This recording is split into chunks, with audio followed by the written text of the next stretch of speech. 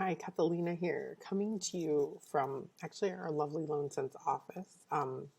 The light is quite bright though, so my screen here is reflecting in an interesting way. Today I want to talk about capitalizing interest.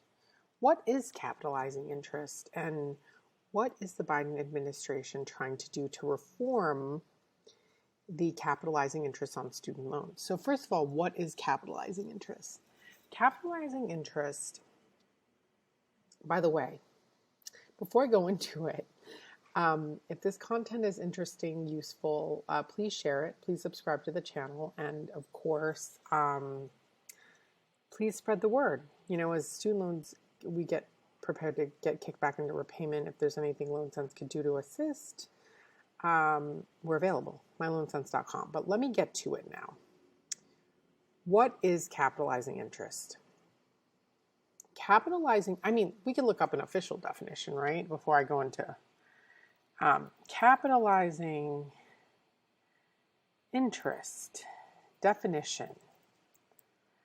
It is when I'm not reading off of the screen. I'm just telling you. Capitalizing interest is the cost of borrowing to acquire or construct a long-term asset. I don't know if that's best described for student loans, but capitalizing interest is when there is an interest accumulation on the principal balance, which means, let's say you borrow $60,000 and let's say $1,000 accumulated while you're in school. Capitalizing interest means that they will take that $1,000 and add it to the $60,000 and say your principal balance is now $61,000. That capitalizing interest of $1,000 added to your principal balance to make your loan now $61,000.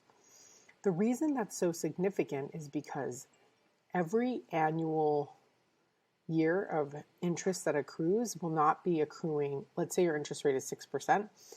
6% will no longer be accruing on $60,000, it'll be accruing on $61,000, which is not good because you want it to accrue on less principal rather than more principal, right? So I wanted to explain what that is before I explain what Biden's attempting to do to reform capitalizing interest on student loans, okay? So now let me go to this article, which is where I started. And it starts by saying they're proposing several things, including preventing capitalizing interest.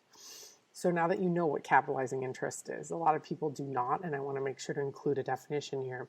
It goes into the story of Danielle Tapia, who's 41, who took out 60 grand of student loan debt to attend dental hygiene school. Well, guess what? The balance has grown to $86,000. This article does not detail if it grew to $86,000 because of capitalizing interest or simply because of reducing payment over time, or I don't really know why it grew to $86,000, but it basically just said it grew to $86,000 and that he feels like he's in a never-ending spiral, which I'm sure a lot of us feel with our student loan debt. It's like no matter what we pay, it just is never ending, right? And so basically, Biden is proposing to reform how and when loans capitalize, like when the interest capitalizes. So there's a lot of people, of course, criticizing, saying if capitalizing interest is a huge revenue source for the Department of Ed, if we don't capitalize interest and we stop it, then the government is losing money and therefore the taxpayer is paying to subsidize this loan. I would argue against that because if we make capitalizing interest a common thing on loans, then the balance gets out of control and people can't pay it.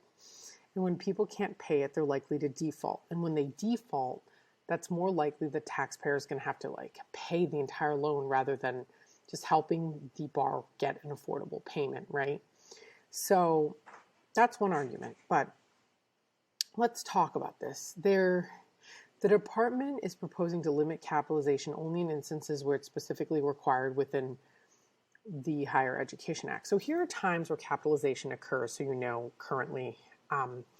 When you graduate, 6 months out when you start paying your loans, all the interest that accrued if you had an unsubsidized loan during undergrad, all that interest will capitalize before you enter repayment.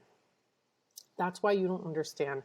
That's why the servicer doesn't tell you what your payment's going to be until about 1 month out from when your payment starts, is because they have to capitalize the interest according to the current rules before you start paying.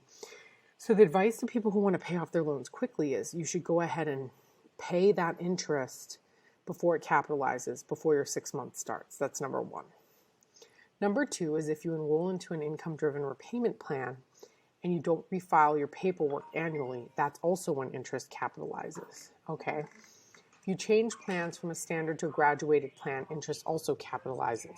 So there's instances like that where interest capitalizes that you have to consider. So right now, the department is specifically considering to remove interest capitalization on loans entering repayment following grace period. That's exactly what I talked about, which is currently grace period is 6 months after you graduate or 6 months after you stop going to school. They want to not capitalize interest at that time. Interest capitalization on direct loans during forbearance periods.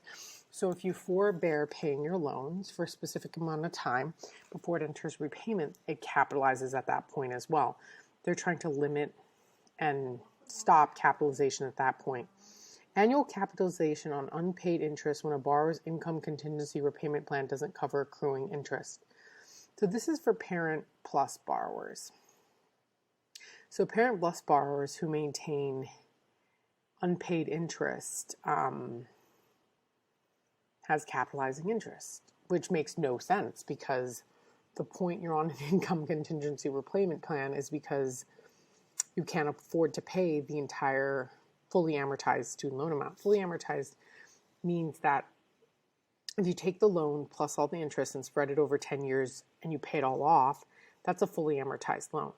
But if you go on into any type of income-based plan and you can't afford to make that full payment, there's no way your interest should be capitalizing, in my opinion, because you already can't afford to pay the full amount, okay? So apparently with income contingency repayment, they're also capitalizing the loans.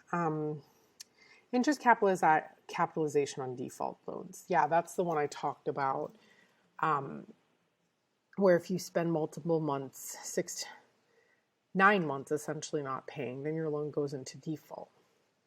When your loan goes into default and you have a lot of interest on that loan, it capitalizes, which means, like in the example of Daniel Tapia, his balance is $83,000. If he defaults in his loan, his entire principal will now be $83,000 instead of $60,000, which means they're going to count the interest on $83,000 instead of $60,000. Which let's just do the math. Like on a monthly basis, $20,000 extra dollars on a monthly accrual basis. I'm going to pull up a calculator right now.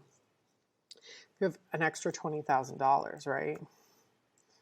Times 6%, 0.06, is you're accruing $1,200 extra.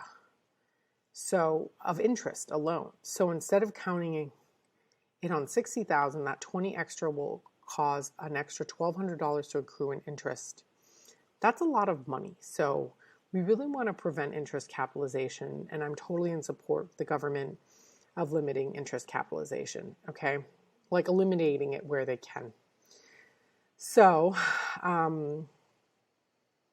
the proposed rule will enter into public comment period for 30 days, and the department will finalize by November with implementation July 2023.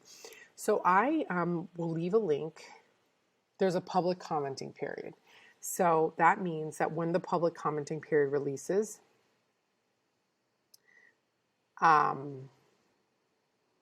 which it doesn't indicate when it will, but when it releases, I'll make sure to share it with you all, because if you all want to affect policy, you should definitely comment and say, we promote and we support eliminating capitalizing interest for student loan borrowers. The more public comments support something, the more likely it will occur, because it'll get the support from the Department of Ed. Okay? Because, it says borrowers all frequently express frustration and surprise with capitalizing interest, at least in part because it's not an occurrence that's likely to have experienced with other financial products, which is true.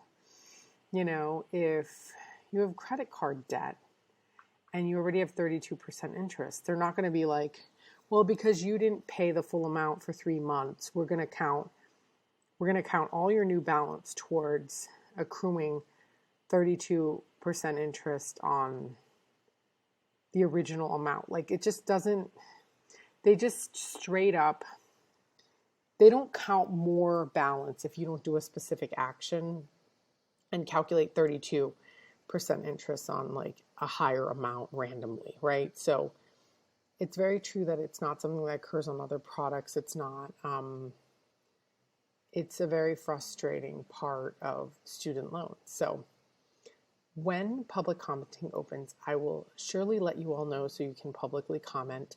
I hope this helped you understand an educational aspect of managing your student loans. If you need help, are afraid of capitalizing interest, or have had your student loan balance increase because of capitalizing interest, we can help you get on a more manageable plan and qualify for loan forgiveness if you can't afford your new payment amount after the capitalizing interest occurs. Again, you can get a free plan at myloansense.com. We're here to support borrowers as we enter repayment. Again, if you've worked for a nonprofit and want access to loan forgiveness, or even work for the private sector and want access to loan forgiveness, you have only until October to file that paperwork. If you have questions, need help, we are on standby, here to help. Have a great rest of your week.